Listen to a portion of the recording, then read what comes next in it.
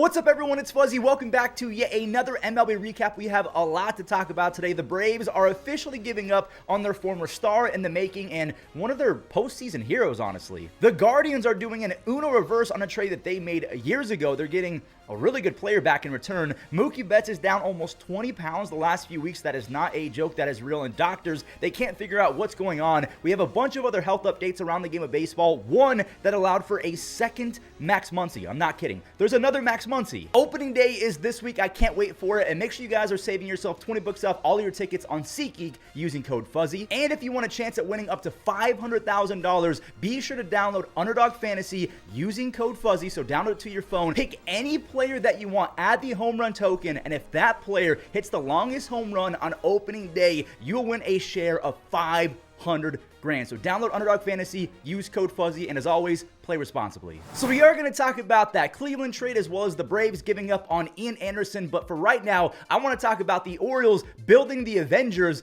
if the Avengers was actually a retirement home. The Orioles have given another dinosaur, an old man Jenkins of the game, a ton of money. They just picked up 37-year-old Kyle Gibson after signing 41-year-old Charlie Morton. And don't forget, they also picked up the Japanese pitcher Tomoyuki Sagano, who's almost 36 years old. But staying with Kyle Gibson, he is simply getting paid to eat innings. He got $5.5 million, and he's basically been a 4.5 ERA guy since 2016. So again, he is being paid to eat innings. The Baltimore Orioles starting rotation is essentially being held together by rubber bands, hot glue, friendship, until Kyle Bradish and Grayson Rodriguez get back. It's crazy that they just refuse to spend any money on that rotation. This is kind of a sad update. Mitch Haniger, his time with the Mariners is officially over for the second time. We know that he went to the Giants a couple years ago and stunk it up. The Giants said, "We made a mistake. Can you take him back?" The Mariners did take him back in exchange for Robbie Ray, and it's been an absolute disaster. Mitch was bad for the Giants,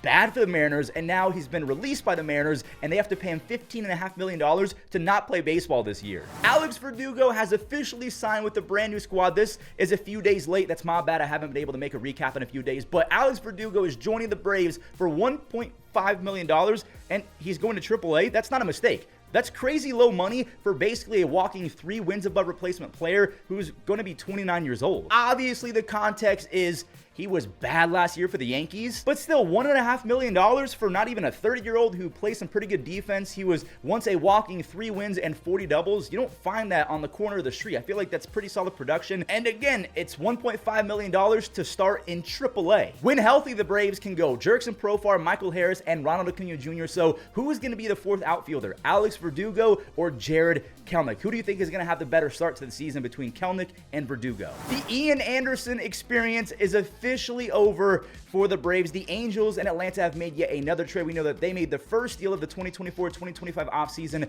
Jorge Soler, he went to the Angels. And here's another trade. So Ian Anderson is going to the Angels in exchange for Jose Suarez, a reliever. If you guys don't remember, Ian Anderson bursted onto the scene with a 1.96 ERA his first 6 starts back in 2020. He then had a crazy postseason, a sub-1 ERA with tons of strikeouts. He was decent in the regular season the following year, a 3.6 ERA in 2021. But again, he shredded it in the playoffs. 3 earned runs total over 4 starts that year. He has a career 1.26 ERA with 40 strikeouts and 35 postseason innings, but he fell off bad. He lost all of the bite on his fastball. He allowed more hits, fewer strikeouts in 2022. Now, the Angels, they are good at developing sinkers. Ian Anderson desperately needs another 4-seam or fastball grip that is not just straight, because anytime he's thrown that pitch lately, it's either getting hit or he has no idea where it's going. I think he had 20 walks in 20 innings this spring. That's not good. Praying that they can retool him. Same with the Braves and Jose Suarez. They did a really good job with Reynaldo Lopez, an Angel that obviously went to the Guardians, but now he's a Brave. Maybe they can fix Jose Suarez because he's been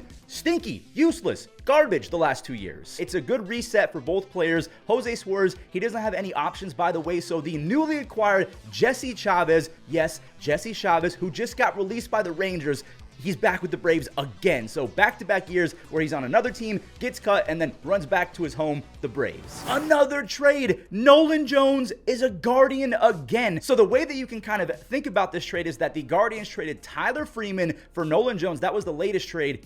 and Juan Brito, because back in 2022, in November, the Guardians traded Nolan Jones for Juan Brito. So now they get Juan Brito and Nolan Jones back. Jones was historically good that first year with the Rockies. He had 20 home runs and 20 stolen bases in just 106 games, and he was not a product of Coors Field. He had a higher OPS on the road, a 935 OPS on the road compared to a 928 OPS at Coors, so he was insane regardless. He also hit almost 320 versus lefties, and he has the strongest arm of any outfielder in baseball, maybe not named Brenton Doyle. He had a down 2024 due to a bad back, but his final 23 games after getting healthy, he hit 295 with a near 375 on base. Nolan Jones in the same outfield as Steven Kwan and Lane Thomas. Maybe Nolan's going to be a platoon with John Kenzie Noel. That could be insane. Tyler Freeman was once heralded as the next big thing for the Guardians. He was a contact guy who almost never struck out. He was relegated to basically a utility role with the Guardians. Again, he has insane contact tools that haven't really translated to the big league level, but Colorado, they desperately needed a Thairo Estrada replacement, so Freeman's going to get everyday playing time. Maybe he breaks out, but for me, the biggest questions I have after this trade is, what does this mean for Lane Thomas? Maybe Nolan Jones is the backup option if Lane does get traded at the deadline, because Lane, he's a free agent after this year, so they need more outfield depth. And them trading Tyler Freeman for Nolan Jones opens up more room for a Juan Brito at second base, or maybe this speeds up Travis Bazzana getting called up. That could be a thing as well. Two more pieces of Guardians news because they easily translate to some Diamondbacks news. Tanner Bybee, he just got an extension, 5 years, $48 million. The same with the Diamondbacks, and one of their pitchers, they give the youngster Justin Martinez, who's disgusting, a 5-year extension as well, worth $18 million. Now back to the Guardians. Tristan McKenzie, the former star starting pitcher, has been relegated to the bullpen to start 2025. Same with Jordan Montgomery. So the exact same sort of things are happening in Guardians land and Diamondbacks land. We have a Yankees signing. 33-year-old Ryan Yarbrough is joining the Yankees bullpen. He's 6'5", but throws probably the slowest fastball in baseball by far. And because of that, he's one of the best in baseball at limiting barrels and hard contact. Now, he did kind of stink it up his first few years. He had a 4.4-ish ERA his first 6 seasons, but the Dodgers Devil Magic got it down to a 2.01 ERA in 31 innings last year after joining them in the second half. So the Yankees, they might get another lefty demon in that bullpen. From a new Yankee to a former Yankee, Brandon Drury, he got released by the White Sox after hitting .410 in spring with 7 or 8 doubles, 3 home runs, and the bat speed was up 5 miles an hour. Now, for some context, he did have a thumb injury over the last few days, but they said he's going to be out for 2 months, which to me doesn't make sense because 2 months is like 60 days. If you put a player on the 60-day IL, you don't have to drop anyone from your 40-man roster. You get transferred to the 60-day IL, and then let's say Brandon Drury comes back and the bat speed holds up. You can then flip him for a prospect or two like they did with Paul DeJong. I don't know why they just said, we're done. From the White Sox to the Red Ones, Christian Campbell has officially made the opening day roster, and we all know that he was a maniac last year in the minor league system for them. 330 batting average, 20 home runs, 24 stolen bases, and near 900 OPS. He's done it. He's made the squad. He's been labeled as maybe the next Mookie Betts, but like a taller version of Mookie Betts. And staying with Mookie, he's reportedly down almost 20 pounds because of stomach issues. He said that anytime he puts something in, it's just coming right back out. So the fact that he's gone from basically 180 pounds to almost 155, that's terrifying.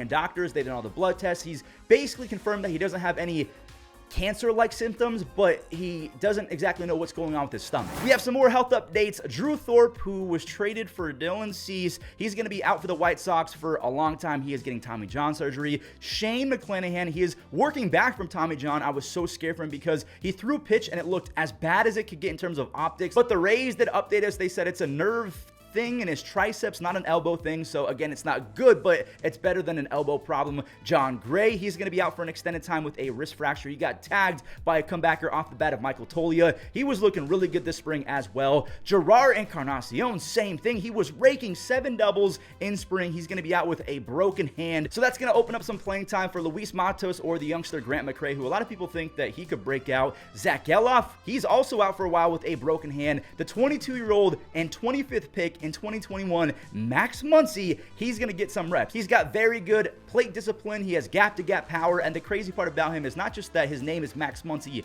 he has the same birthday as Max Muncy. And there we have it. Today's recap is in the books. I'm so pumped up for opening day. The regular season recaps are going to be generational this year. I can feel it. If you enjoyed today's video, do me a favor, leave a like and subscribe. And if you're still bored, I've been spamming MLB The Show 25. I'm actually really enjoying the game. Head on over to Fuzzy Gaming, hit that subscribe button, and I hope you guys have a great rest of your day.